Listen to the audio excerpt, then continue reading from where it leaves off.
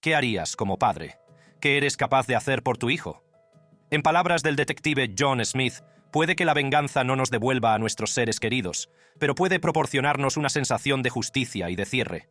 La venganza es un concepto poderoso y controvertido que ha cautivado la imaginación humana durante siglos. En este vídeo nos adentramos en las estremecedoras historias de 10 padres que se vengaron de los asesinos de sus hijos. Movidos por el dolor y el deseo de justicia, estos padres llegaron a extremos extraordinarios para asegurarse de que los responsables de la muerte de sus hijos se atuvieran a las consecuencias. Desde seguir la pista de asesinos en serie hasta enfrentarse a conocidos gánsteres, estos padres se convirtieron en los vengadores definitivos. Los Rodríguez. En un mundo plagado de violencia y corrupción, la determinación inquebrantable de una madre la llevó por un camino de justicia y venganza.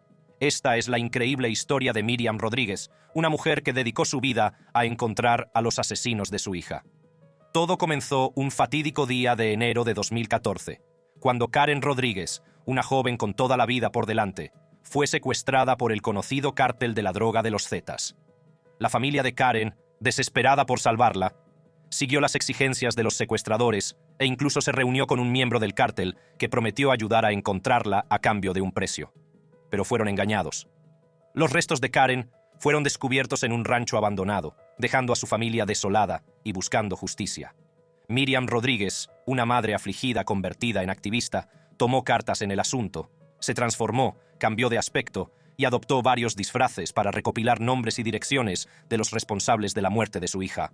En un osado acto de valentía, Miriam llegó a capturar a un miembro del cártel mientras vendía rosas en la calle. Con una pistola en la garganta, exigió respuestas y dejó claro que no se detendría ante nada para llevar a los asesinos de su hija ante la justicia. Su historia atrajo la atención y la admiración de su comunidad. Creó un grupo de familias cuyos seres queridos habían desaparecido, ofreciéndoles apoyo y esperanza ante la tragedia. Juntos, lucharon por la justicia y exigieron respuestas a las autoridades. Uno a uno, Miriam dio caza a los miembros del cártel que habían acabado con la vida de su hija. Con cada captura, se aseguraba de que se enfrentaran a las consecuencias de sus actos. Los métodos de Miriam eran poco ortodoxos, pero estaban impulsados por el amor de una madre y un ardiente deseo de justicia. Sin embargo, las acciones vengativas de Miriam tuvieron consecuencias desafortunadas. Mientras continuaba su persecución, el cártel tomó represalias contra Miriam y su familia. Fueron víctimas de amenazas, intimidación y violencia. La implacable búsqueda de justicia de Miriam había puesto su vida y la de sus seres queridos en grave peligro. A pesar de los riesgos y del coste personal que supuso para ella, Miriam se mantuvo firme. Creía que sus acciones eran necesarias para honrar la memoria de su hija y garantizar que ningún otro padre corriera la misma suerte. El cártel acabó matándola, pero su legado sigue vivo. Su hijo, Luis, se hizo cargo del grupo y continuó la lucha por la justicia. Prometió continuar el legado de su madre y asegurarse de que ninguna otra familia corriera la misma suerte. Su inquebrantable determinación y valentía la convirtieron en una heroína en su ciudad natal. Una placa de bronce se alza ahora en la plaza central, honrando su legado y recordando a todos el poder del amor de una madre y la fuerza del espíritu humano. Miriam Rodríguez, una mujer que dedicó su vida a encontrar a los asesinos de su hija, será recordada para siempre como un símbolo de valentía y resistencia. Los Gallo. Era un soleado día de julio de 2000 cuando el mundo de Eduardo Gallo se hizo añicos. Su querida hija, Paola, fue secuestrada en su casa de fin de semana en Tepoztlán, México. Los delincuentes exigieron un rescate de $18,500, más de 3 millones de pesos mexicanos. Y Eduardo, desesperado por salvar a su hija, hizo todo lo que pudo para satisfacer sus exigencias. Pero la tragedia sobrevino cuando se descubrió el cuerpo sin vida de Paola, dejando a Eduardo consumido por el dolor y un ardiente deseo de justicia. La encontraron en un coche abandonado cerca del punto de entrega del rescate, junto a otros 3 hombres muertos. La policía empezó a investigar el caso inmediatamente, pero no avanzaba mucho. Frustrado por la falta de avances en la investigación oficial, Eduardo adoptó un enfoque poco ortodoxo para llevar a cabo su venganza. Tomó una decisión que le cambió la vida. Cerró su exitosa empresa de consultoría para embarcarse en una búsqueda implacable de la verdad. Se sumergió en el submundo criminal, recopilando información y estableciendo contactos con personas que podían ayudarle a localizar a los autores. Eduardo se convirtió en un justiciero que actuaba fuera de los límites de la ley para hacer justicia a su manera. Cada vez que se acercaba más a la verdad, Eduardo se sentía más decidido. Planificó meticulosamente su venganza, reuniendo pruebas y construyendo un caso contra los responsables de la muerte de su hija. Las acciones de Eduardo estaban impulsadas por una mezcla de dolor, ira y un ardiente deseo de evitar que otras familias sufrieran el mismo dolor. Llegado el momento, Eduardo ejecutó su plan con precisión y determinación. Se enfrentó a los asesinos, asegurándose de que se enfrentaban a las consecuencias de sus actos. Con la ayuda de la policía, Eduardo organizó una operación de vigilancia que condujo a la detención de Francisco Zamora Arellano, el responsable de la muerte de Paola. En un giro impactante de los acontecimientos, Arellano confesó el crimen, dando un cierre a Eduardo y su familia. Sin embargo, las consecuencias de la venganza de Eduardo fueron de gran alcance. Sus actos tuvieron un profundo impacto en su propia vida y en la de los que le rodeaban. La línea que separa la justicia de la venganza se difumina y Eduardo se enfrenta a las implicaciones morales de sus decisiones. Su bienestar mental y emocional se resintió enormemente, pero se mantuvo firme en su creencia de que había hecho lo necesario para honrar la memoria de su hija. La historia de la familia Gallo es un testimonio de hasta dónde puede llegar un padre para buscar justicia para su hija. Es un duro recordatorio de los fallos del sistema judicial y de las frustraciones que pueden llevar a las personas a tomar cartas en el asunto. Acompáñenos a descubrir las historias de otras 8 familias que, como los Gallos, se vengaron de los asesinos de sus hijos. Los Bachmeier. En esta apasionante historia, nos adentramos en la vida de Marianne Bachmeier, una mujer llevada al límite por una tragedia inimaginable. El mundo de Marianne se hizo añicos cuando su hija de 7 años, Ana, fue víctima de un crimen atroz. Enfrentada al monstruo responsable de la muerte de su hija, Marianne tomó cartas en el asunto, desatando una lluvia de balas en un tribunal. Pero sus acciones la llevarían al mismo banquillo, juzgada por el asesinato del asesino de su hija. La idílica vida de la familia Bachmeier se hizo añicos cuando su hija, Ana, desapareció. El desgarrador descubrimiento de que había sido violada y asesinada por Klaus Grabowski conmocionó a su unida comunidad. La desconsolada madre estaba decidida a encontrar justicia para su hija y a asegurarse de que Grabowski pagara por sus atroces crímenes. Marianne Bachmeier, madre de Ana, emprendió una búsqueda incansable del asesino de su hija. Se negó a dejar que su dolor la consumiera, canalizándolo en una implacable búsqueda de justicia. La determinación de Marianne impulsó su misión de venganza. Investigó incansablemente los antecedentes de Grabowski, indagando en su pasado y descubriendo un rastro de violencia y abusos. Armada con estos conocimientos, Marianne ideó un plan para enfrentarse a Grabowski y asegurarse de que se enfrentaba a las consecuencias de sus actos. La venganza de Marianne dio un giro dramático cuando asistió al juicio de Grabowski. En un impactante acto de desafío, sacó una pistola y le disparó en la sala llena de gente. El acto conmocionó al sistema judicial y cautivó a la nación. Las acciones de Marianne fueron un intento desesperado de tomarse la justicia por su mano. Las consecuencias de la venganza de Marianne fueron profundas. Su juicio se convirtió en un espectáculo mediático, con la opinión pública dividida sobre si las acciones de Marianne estaban justificadas o cruzaban la línea del vigilantismo. Se la acusó penalmente por sus actos y se la consideró responsable del asesinato de Klaus Grabowski. Marianne fue condenada a 6 años de prisión por homicidio y tenencia ilícita de armas de fuego. El impacto de la venganza de Marianne se extendió más allá de la sala del tribunal. Tuvo un efecto duradero en su bienestar emocional y tensó las relaciones con sus seres queridos. Marianne se convirtió en el símbolo de una madre en duelo, llevada al límite. Fue puesta en libertad condicional tras cumplir 3 de sus 6 años de condena. Tras su puesta en libertad, Bachmeier se trasladó al extranjero, pero finalmente regresó a su país natal, Alemania. Se le diagnosticó un cáncer de páncreas justo antes de abandonar el país. En 1996 murió de cáncer y fue enterrada junto a su querida hija Ana. Los Terry. El mundo de la familia Terry dio un vuelco cuando Van Terry recibió la devastadora noticia de que su hija, Shirelda Terry, había sido víctima del famoso asesino en serie de Ohio, Michael Madison. El dolor y la pena que embargaron su corazón eran inimaginables. Pero ese fatídico día en el tribunal encontró la fuerza para enfrentarse al hombre responsable de la prematura muerte de su hija. Mientras la sala se llenaba de expectación, Van Terry se acercó al estrado para dirigirse al juez. Su voz temblaba con una mezcla de ira, dolor y determinación. Habló directamente desde su corazón, expresando el profundo impacto de la pérdida de su hija en su familia. Las palabras de Van Terry estaban llenas de cruda emoción al enfrentarse al hombre que le había arrebatado a su amada hija. La sala se quedó en silencio tras su intervención, con el peso de sus palabras suspendido en el aire. Pero el discurso de Van Terry estaba lejos de terminar. Hizo una pausa, dirigiendo su mirada hacia el hombre que se sentaba detrás de la mesa de la defensa, Michael Madison. En ese momento, una oleada de emociones embargó a Van Terry. El dolor, la ira, el deseo de justicia convergieron en un único y poderoso impulso. «Hola, señoría, me llamo Van Terry, padre de Shirelda Terry ahora mismo. Supongo que en nuestros corazones se supone que debemos perdonar a este payaso», dijo, mirando hacia adelante, hacia el juez, y luego hacia atrás, hacia el asesino, que ha tocado a nuestras familias, se ha llevado a mi hijo. Sin previo aviso, Van Terry se liberó de las ataduras del dolor y corrió hacia el asesino convicto.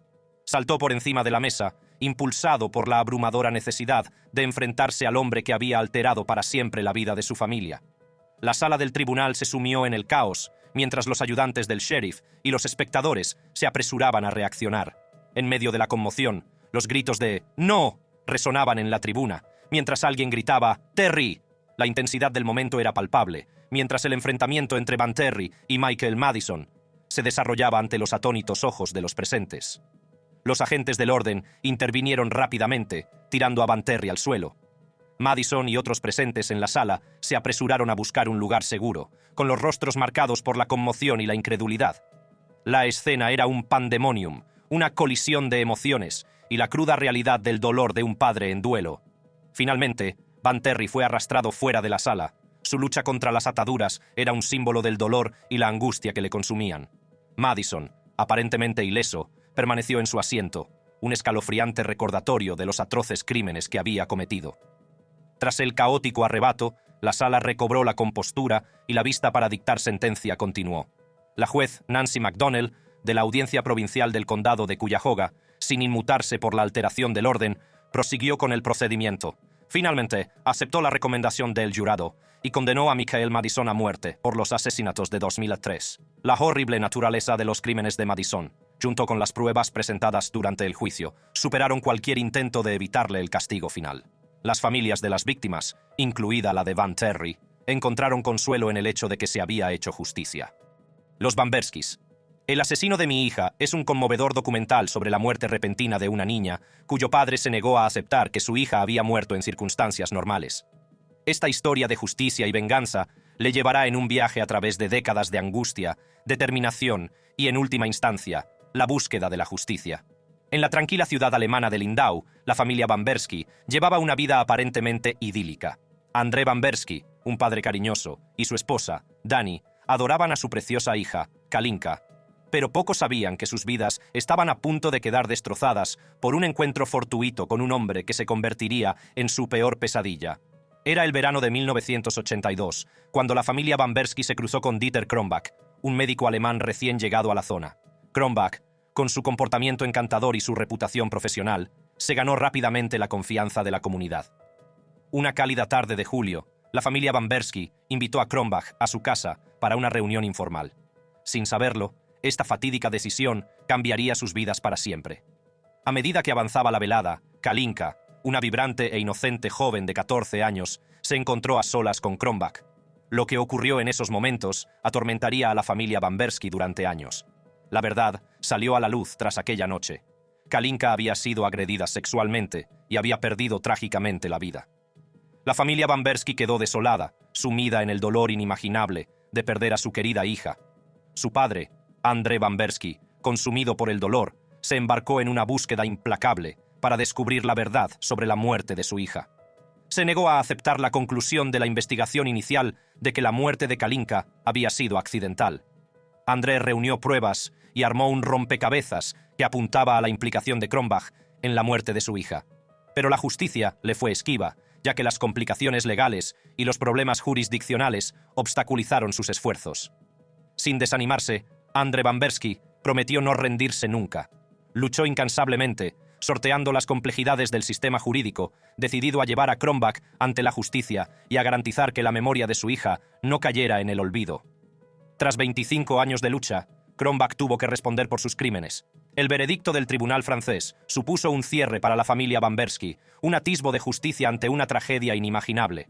La historia plantea importantes cuestiones sobre los fallos de nuestros sistemas jurídicos, las limitaciones de la cooperación internacional y los extremos a los que pueden llegar las personas cuando les fallan las mismas instituciones destinadas a protegerlas. La historia de la familia Bamberski nos recuerda que la justicia no siempre es fácil de obtener. Requiere resistencia, determinación y a veces medidas extraordinarias. Muestra el poder del amor de un padre por su hijo, incluso en la muerte. Los Shasim Mod Shasim era un miembro muy querido de la comunidad, conocido por su amabilidad y ambición. Soñaba con cambiar el mundo, pero el destino le tenía reservado un plan diferente. Sin que Shasim lo supiera, un famoso delincuente llamado Arif Hussein había puesto sus ojos en él. Arif Hussein no era ajeno al lado oscuro de la vida, con una larga lista de delitos y una terrible reputación. Arif Hussein veía en Shasim un obstáculo, una amenaza para sus actividades ilícitas. Ideó un siniestro plan para eliminar a Shadim, asegurándose de que nunca más se interpondría en su camino. Y así, aquella fatídica noche, mientras Shadim caminaba hacia su casa, inconsciente del peligro que acechaba en las sombras, se produjo la tragedia. Arif Hussein, alimentado por sus retorcidos motivos, atacó a Shadim con una brutalidad fría y calculada. La noticia del asesinato de Shadim fue devastadora y dejó a su familia y amigos desolados. La pérdida de una vida tan prometedora fue un golpe que cambiaría sus vidas para siempre. Tras el trágico asesinato de su hijo, Ahmed, el padre de Mohd, urdió un plan que conmocionaría a la ciudad de Bareilly. El señor Ahmed sabía que las ruedas de la justicia podían ser lentas e impredecibles. No podía soportar la idea de que el asesino de su hijo estuviera libre, así que tomó una decisión sorprendente. Garantizaría la libertad bajo fianza de Arif Hussein, pero no por las razones que cabría esperar. El señor Ahmed utilizó todos los recursos a su alcance, aprovechando sus contactos e influencias para orquestar la liberación de Arif Hussein. Fue una maniobra que dejó a todos perplejos y cuestionando sus motivos. Mientras el tribunal concedía la libertad bajo fianza a Arif Hussein, el público observaba con incredulidad. No podían comprender por qué un padre afligido había llegado tan lejos para dejar libre al asesino de su hijo. A puerta cerrada, el señor Ahmed reveló sus verdaderas intenciones a unos pocos elegidos. Había planeado meticulosamente cada paso de su venganza, reuniendo pruebas, testigos y el apoyo de la comunidad. Una fatídica noche, Ahmed invitó a Arif Hussein a un lugar apartado en las afueras de Bareilly. La tensión en el aire era palpable cuando los dos hombres se enfrentaron, con los ojos llenos de ira y dolor. El señor Ahmed se enfrentó a Arif Hussein con pruebas innegables del asesinato de su hijo, sin dejarle margen para negarlo o escapar. Era el momento del ajuste de cuentas, el momento en que por fin se haría justicia. En un giro inesperado de los acontecimientos, Ahmed sacó una pistola y apuntó a Arif Hussein. El mundo pareció detenerse cuando el sonido del disparo resonó en la noche. Arif Hussein cayó al suelo. La noticia del acto de venganza del señor Ahmed corrió como la pólvora, dejando a la ciudad de Bareilly en estado de shock. Las opiniones de la gente estaban divididas. Unos aplaudían su valentía y determinación, mientras que otros condenaban sus actos. Tras el incidente, Ahmed fue detenido y juzgado por sus actos. La familia Stokes. Tyshawn Lee, un inocente y vibrante niño de 9 años, disfrutaba de un día soleado en el parque cercano a la casa de su abuela. Estaba sentado en un columpio, riendo y disfrutando de los momentos despreocupados de la infancia. Pero entonces, un hombre llamado Dwight Doty se acercó a Tyshawn. Doty, un desconocido para el chaval, le regateó la pelota de baloncesto y se ofreció a comprarle un zumo. Tyshawn, confiado e inconsciente del peligro que le aguardaba, siguió a Doty hasta un callejón. Por desgracia, este callejón se convertiría en el escenario de un acto de violencia brutal y sin sentido. Doty, movido por un motivo siniestro, disparó a quemarropa al inocente niño varias veces en la cabeza.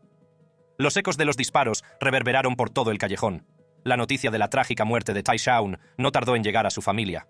El reverendo Michael Pfleger, sacerdote católico romano que presidió la misa funeral del niño, describió la escena como uno de los actos más malvados que había presenciado jamás. Un chico joven, tendido sin vida en un callejón junto a un cubo de basura, con su balón de baloncesto a pocos metros. El asesinato de Tyshawn atrajo la atención de los medios de comunicación nacionales y puso de relieve la guerra entre bandas que asolaba las calles de Chicago. Los investigadores no tardaron en descubrir que Tyshawn había sido ejecutado por miembros de la banda como mensaje a su padre, Pierre Stokes, presunto miembro de una banda rival. El móvil del asesinato de Tyshawn tenía sus raíces en un ciclo de violencia que había consumido la ciudad durante años. Stokes, devastado por la pérdida de su hijo, no tardaría en buscar venganza. Meses después de la muerte de Tyshawn, Stokes se encontró con la novia de Doty y sus 2 sobrinos adultos. Lleno de dolor e ira, Stokes la miró fijamente, la amenazó y disparó 6 veces. Fue un acto de justicia vigilante, un intento desesperado de vengar el asesinato de su hijo. Pero como dice el refrán, la justicia justiciera no es justicia. La ayudante del fiscal Melanie Matthias dejó claro durante el juicio de Stokes que la justicia callejera no es la respuesta. Tras horas de deliberaciones, un jurado del condado de Cook declaró a Pierre Stokes culpable de intento de asesinato, agresión con agravantes, con arma de fuego, y un cargo por arma de fuego en relación con el triple tiroteo. Ahora se enfrenta a la dura realidad de una posible cadena perpetua. El impacto de la venganza de Pierre en su propia vida fue profundo. Finalmente fue condenado a 30 años de cárcel por sus actos, pagando el precio de tomarse la justicia por su mano. La opinión pública se dividió en torno a su caso. Unos lo consideraron un héroe y otros un justiciero. Al reflexionar sobre esta trágica historia, recordemos las vidas inocentes perdidas y las familias destrozadas por la violencia de las bandas en Chicago. La familia López. Louis López, un padre de 52 años, vio su mundo destrozado cuando la tragedia golpeó a su familia. En octubre, su querida hija, Danielle López, perdió la vida en un accidente devastador que desencadenaría una cadena de acontecimientos que nadie podría haber previsto. Danielle, de solo 16 años, era una joven vibrante y prometedora. Soñaba con un futuro brillante, lleno de risas, amor e infinitas posibilidades. Fue un fatídico día de 680 en San José cuando la vida de Danielle terminó trágicamente. Tras una discusión con su novio de 18 años, salió del coche en el que viajaban. Poco sabía ella que esta decisión conduciría a una serie de acontecimientos que cambiarían para siempre la vida de los implicados. Mientras Danielle caminaba por la concurrida autopista, fue atropellada no por uno ni por dos, sino por 4 coches. Los detalles de ese horrible momento están grabados en las mentes de quienes lo presenciaron, persiguiendo para siempre sus recuerdos. Desde aquel trágico día, Louis López, su padre, se vio consumido por el dolor, incapaz de encontrar consuelo ni de cerrar el círculo. La pérdida de su hija ha dejado un vacío en su corazón que nada puede llenar. El dolor de Louis le llevaría por un camino de oscuridad, buscando justicia por la prematura muerte de su hija. Aunque la muerte de Danielle se considerara un accidente, Louis no estaba satisfecho. Estaba decidido a responsabilizar a alguien de la muerte de su hija. En un impactante giro de los acontecimientos, Louis disparó y mató a Ronaldo Cantu, el padre del novio de Danielle. Cantu, padre de 3 hijos y amante esposo, murió en el acto. Louis fue acusado de asesinato. Los miembros de la comunidad no vieron con buenos ojos las drásticas medidas que tomó Louis, calificándolo de irracional y culpándolo de matar a Cantu a sangre fría. La comunidad, antes unida en el dolor por la muerte de Danielle, se encuentra ahora desgarrada por esta tragedia. La pérdida de 2 vidas ha dejado cicatrices que quizá nunca cicatricen del todo. Por un lado está la muerte de una joven vibrante. Por otro, el brutal asesinato de un padre de 3 hijos. Danielle López, una joven brillante y prometedora, debe ser recordada por la alegría que trajo al mundo, no por el dolor y el sufrimiento que siguieron a su muerte. Su recuerdo perdurará en los corazones de quienes la querían, para siempre apreciada y nunca olvidada. El legado de Cantu también perdurará a través de su afligida esposa y sus hijos. Los Nicholson. En una tranquila ciudad plagada de tragedias, la vida de Danielle Nicholson II se convirtió en una pesadilla. Todo comenzó con la desgarradora pérdida de su hijo de 17 años, Kasir Gambill. En diciembre de 2020, Kasir fue trágicamente tiroteado y asesinado, dejando a su familia desconsolada y consumida por el dolor. Pero nadie sabía que esta inesperada pérdida iniciaría un peligroso camino de venganza. El dolor de perder a un hijo es indescriptible, y para Danny Nicholson era insoportable. Mientras lidiaba con su dolor, se enfrentaba a las burlas y el tormento de aquellos que disfrutaban con su sufrimiento. Los constantes recuerdos de la muerte de su hijo rompieron algo en su interior, llevándole al borde de la cordura. Y en su estado destrozado, tomó una fatídica decisión que lo cambiaría todo. En busca de justicia para su hijo, Danny Nicholson emprendió un camino de venganza contra los que creía responsables de la prematura muerte de Kasir. La banda conocida como Los Cinco se convirtió en el centro de la ira de Nicholson. Creía que estaban relacionados con la muerte de su hijo, y estaba decidido a hacerles pagar por ello. Lo que comenzó como la búsqueda de justicia de un padre afligido, pronto se convertiría en una serie de espeluznantes asesinatos por venganza que sacudirían a la comunidad hasta sus cimientos. En marzo de 2021, Nicholson mató a 2 miembros de la banda, Maurice Paclay y Jason D. Wells, tras tirotear el bar Erie. Otras 3 personas resultaron heridas durante el tiroteo. Esto ocurrió después de que se hubiera lanzado a una oleada de tiroteos, arrasando toda la comunidad sin importarle las consecuencias. La policía logró detener a Nicholson tras el tiroteo del bar, y su misión de venganza llegó por fin a su fin. El dolor y la pérdida sufridos por las familias de Maurice Buckley y Jason DeWells son inconmensurables y dejan un vacío que nunca podrá llenarse. Nicholson fue acusado posteriormente de 2 cargos de asesinato en tercer grado y otros cargos. Durante el juicio, la sala se llenó de emociones crudas mientras hablaban sus seres queridos, algunos pidiendo clemencia y otros exigiendo justicia. El juez del condado de Erie, Daniel Brabender, reconociendo la gravedad de los delitos, dictó una sentencia de 45 a 90 años de prisión. Ahora la comunidad puede consolarse sabiendo que Nicholson estará entre rejas, garantizando su seguridad. Aunque muchos sintieron empatía por el afligido padre, la mayoría de la gente creía que Nicholson había ido demasiado lejos en su búsqueda de venganza. Las cicatrices dejadas por este espantoso incidente permanecerán para siempre. Los Torres Félix. La trágica historia de la familia Torres se entrelaza con el peligroso mundo de los cárteles de la droga y el devastador impacto que tuvo en sus vidas. Su conexión personal con un cártel mexicano que mató a su hijo, Anastasio, les llevó a una implacable búsqueda de venganza que duró años y afectó a cientos de personas. Manuel Torres Félix, alias el M1, era conocido por sus meticulosas tácticas y su control del cártel de Sinaloa después de que detuvieran a su hermano mayor. Manejaba a la perfección su papel de capo de la droga, pero pasó de líder del cártel a asesino en masa tras la trágica muerte de su hijo. El 18 de abril de 2008, en Culiacán, Sinaloa, México, se produjo una tragedia cuando asesinos de un cártel mexicano emboscaron y mataron brutalmente a un joven llamado Anastasio Torres Acosta. Anastasio no era un joven cualquiera, era el hijo del tristemente célebre líder del cártel de Sinaloa, el M1. Con la devastadora pérdida de su hijo, el mundo de el M1 se sumió en la oscuridad. Sabía que su hijo había sido asesinado como un mensaje para él y estaba totalmente preparado para responder a ese mensaje. La muerte de su hijo le transformó en un demonio vengativo, impulsado por una insaciable sed de sangre. Nadie estaba a salvo de su ira, ya que perseguía a todos los miembros del cártel rival. Las calles temblaban de miedo cuando el M1 desataba su furia sobre los que se atrevían a cruzarse en su camino. Localizó y mató al líder del cártel rival que ordenó el asesinato de su hijo. Comenzaron las represalias y nadie estaba a salvo en ambas organizaciones. Personalmente, el M1 habría matado a más de 30 personas, incluidos agentes de la ley. También ordenó a sus hombres que mataran a cientos más. Las consecuencias de las acciones de el M1 fueron devastadoras. Cientos de vidas se perdieron en la búsqueda de venganza de un padre. El ciclo de violencia y derramamiento de sangre parecía no tener fin, dejando un rastro de destrucción a su paso. Las acciones de el M1 estaban impulsadas por una mezcla de amor por su hijo y la necesidad de desmantelar el cártel responsable de su asesinato. En octubre de 2012, fue asesinado durante un enfrentamiento con las autoridades en Oso Viejo, en Culiacán, Sinaloa. Los militares allanaron sus casas y escondites, incautando todas sus armas, booms y munición. Finalmente, el baño de sangre llegó a su fin. Su legado y el cártel de Sinaloa siguen marcando el paisaje del crimen organizado mexicano. Las luchas por el poder, las alianzas y la implacable búsqueda de la hegemonía siguen vigentes hoy en día. Las historias de estas 10 familias nos recuerdan que la justicia no siempre es fácil de conseguir.